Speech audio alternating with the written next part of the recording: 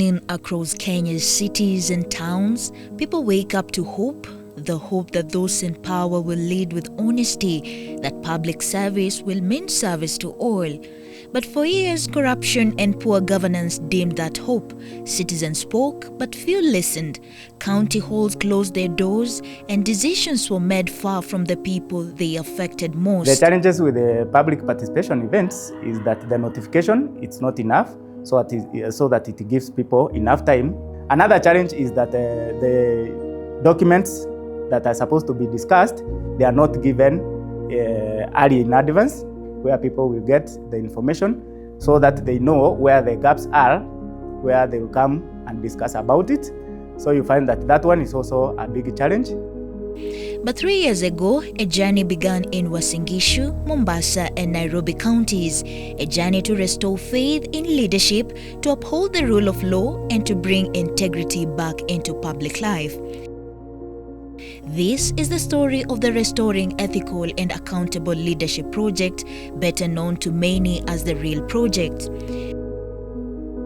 The REAL Project, Restoring Ethical and Accountable Leadership in Kenya, was informed by a number of things.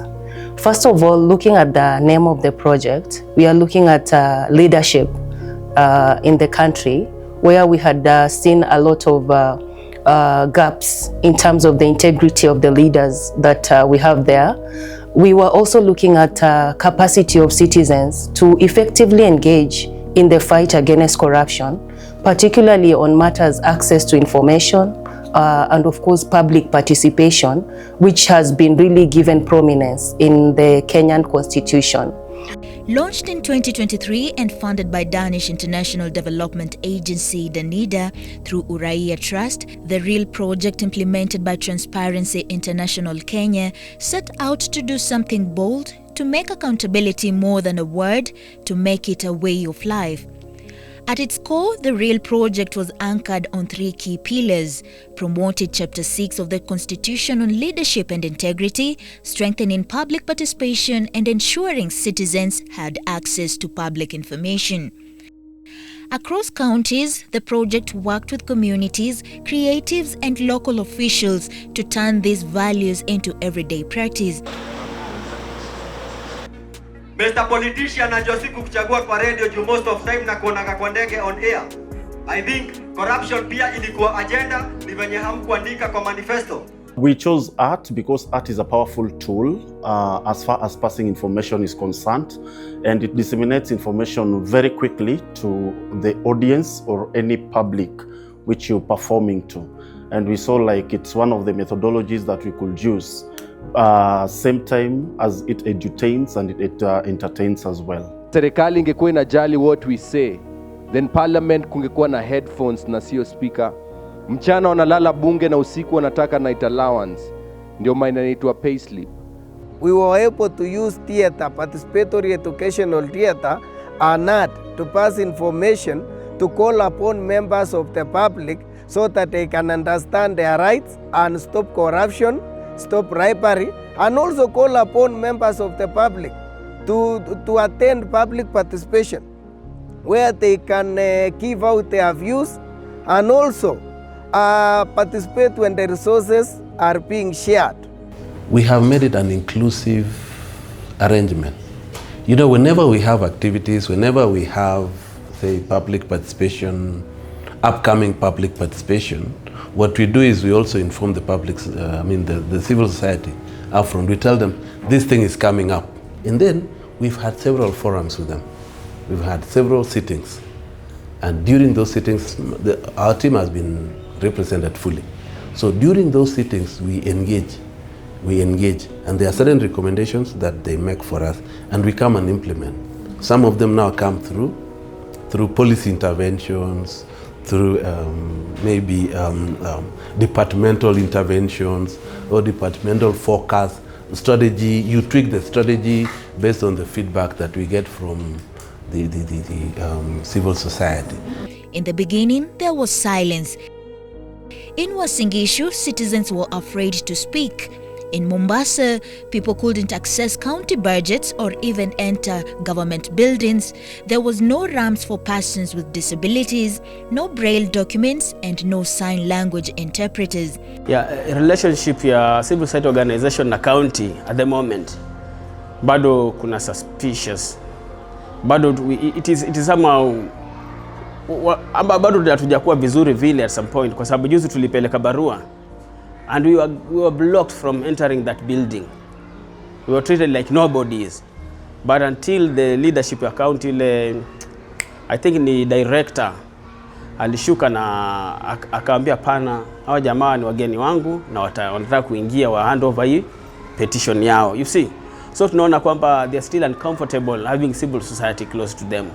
But I believe with time, lakini at least sio kama vile ilikuwa kwa hapo mwanzoni. Sasa hizi tunaona kwamba the leadership ya county ina recognize civil society. For me, I'm physically and short stature. I can read, but what about that deaf person? What about that hearing impaired person? And when they come to with the copies, the hard copies, the persons who are visually impaired, they don't get the hard copy, the braille. The braille, it is not written braille. So when they go out there, they cannot read for themselves. And this thing always comes late. So the information does not reach them well. And in Nairobi, participation was just a formality. Meetings were announced late, documents were few, and voices were ignored. Even from the meeting, you find that the hall can accommodate about more than 150 people. But the seats that are inside that hall, they are less than 50. So we even questioned, is it that you are predetermined that you have the very few, maybe you have selected to come and participate in this event? Because public participation is supposed to be open to everyone. But when you get to the room and you find 50 seats or less than 50 seats, sometimes it is perceived that these are the few guests invited. Na ukienda katika hizo public participation forums, kuna tatizo kubwa sana lipo. Wanasiasa wameingilia kati. Kuanzia mwanasiasa yule wa chini mpaka mwanasiasa yule ako kwenye ofisi ya nani ya governor.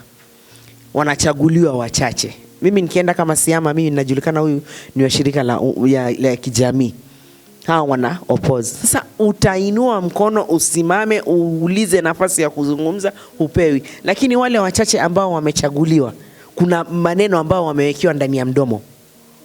Hii uulize hii. Wewe uulizie hii. But slowly, through the Restoring Ethical and Accountable Leadership project, that silence began to break. Citizens learned how to read county budgets, how to report misuse of funds, how to demand inclusion, how to hold leaders accountable, not through anger, but through knowledge. They petitioned their governments, pushed for policies, and demanded their constitutional right to take part in public participation. What once felt impossible began to change. We are partners. We've taken this initiative, this collaboration as a partnership. It's helping us grow in terms of execution of our duties. One thing that I think has helped us in this partnership is the closeness. I think with the civil society in Uasin Gishu, we're very close, we're very open. We, the CSOs, helps the community in one, understanding the government document that is on the table. Then we analyze the document together with them before the day of public participation. Again, we ensure that organizations that are within the area where the public participation is going to take place are supplied with at least hard copy or soft copies of the documents that are going to be discussed. Then again, we sit with the communities as CSOs, we sit with the communities to ensure we develop a memorandum or a petition on what the government has brought to us on the table. So if something needs to be added, we develop a memo and do that. And if it is a petition that needs to be done, then we also, as a civil society, sit down and do the same. We guide them on how to make the government accountable. Yes, if there are services that are supposed to be given and at some point they're withheld, we lead them on, we guide them, we even hold their hands. Sometimes we even file petitions. For example, recently we did a petition of persons with disabilities. They cannot access the gallery because the gallery is in the first floor, there are no ramps, there are no lifts, so they're not able to get that particular information that is usually availed in the gallery. I'm the one who presented the petition to the Senate, and they're working on it right now. We're going to do a policy, and then we're going to see how we're going to proceed further. Yes. So initially it was very hard, but now people started indulging into the message and loving the art. But it took us a lot. It took us taking the art to the people, and now we use art for social change. We use spoken word to do civic education in matatus. We do civic education in public spaces like restaurants. We just badge in a matatu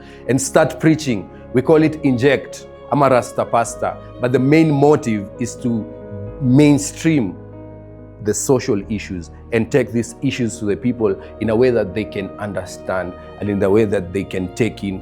And so our art is an edutainment. It gets an edutainment form. In Eldoret, things turned around. The same county that once shut its doors now opened them wide.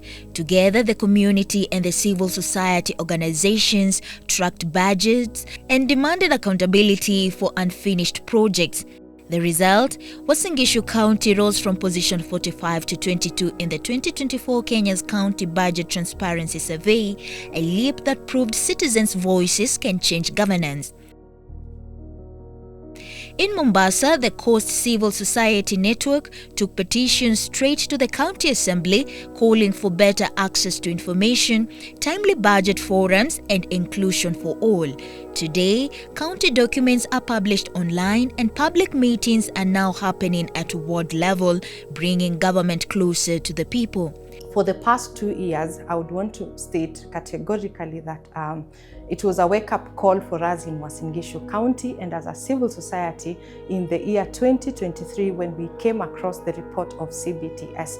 In that report, Uasin Gishu County was actually rated number 45. That is actually second last.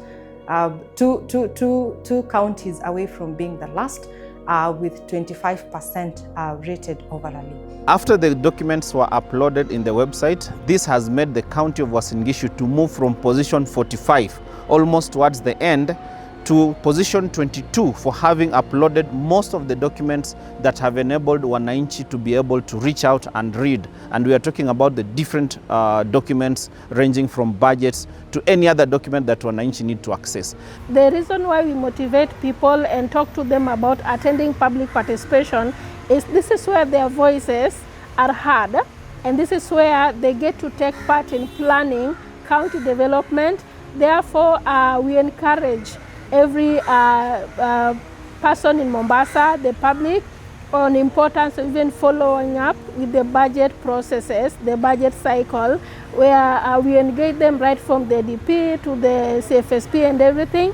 And in Nairobi, creatives found their voice, from performing spoken words in matatus to slam poets echoing the spirit of integrity. Young artists began to redefine activism through art. They turned integrity into culture. Tafuta wafula ni mtu chap atakupitishia ba. Ni kidogo boss. Sikiza. Kama una Onyango wamekataa tafuta wafula. Sikiza. Yes, I have received multiple help from CSOs, from trainings, protection, from to stages. I've been invited because arts for social change, it's very hard to navigate as an artist who has dedicated their arts for social change, because there are not so many avenues that you can explore your art. So we have been supported a lot, and also solidarity is a strategy. So just knowing we have CSOs and human rights bodies and groups that rally behind what you do, and that enables you also to continue speaking truth to power and amplifying the Chapter 6 of the Constitution and defending democracy. 3 years later, the ripple effects of the real project can be felt everywhere. Over 10,000 citizens have been directly engaged and more than 2 million reached through media, art and advocacy. In markets, in schools, and online, citizens are talking about leadership, justice, and accountability not as abstract ideas, but as part of their daily lives. County officials who once saw CSOs as critics now see them as partners. Creatives have become educators, citizens have become watchdogs, and young people, the heartbeat of this project, have learned that good leadership begins with good citizenship. To do the public participation, I can say there's progress. And it's because vile tumekuwa tukideal na county yetu. Kama wamekuwa mara mingi wakipeana notices not less than 5 days prior to the meeting. And I can say that's improvement. We've seen a lot of improvements, especially in terms of having public participation being done in the different wards around the county. As the real project comes to a close, its lessons are timeless. Counties are taking the next steps in formulating public participation frameworks, enhancing access to information, and nurturing partnerships that will sustain integrity and accountability beyond the project's lifespan. So the collaboration is still strong, the CSO network is still strong, and of course we're still looking at more openings where we'll be able to work together. The legacy of REAL lives on, and every creative who uses art to challenge corruption, every citizen who demands transparency, and every leader who chooses to serve with integrity. Even as we wind up this particular phase, we really want to extend our appreciation to the Danish International Development Agency, DANIDA, for the funds they provided for this particular project. And this was through Uraia Trust, who then were the immediate partners in this particular project.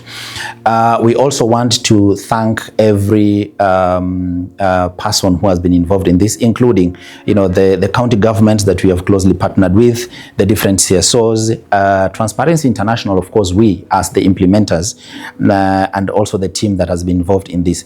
Kwa pamoja tuangamize ufisadi.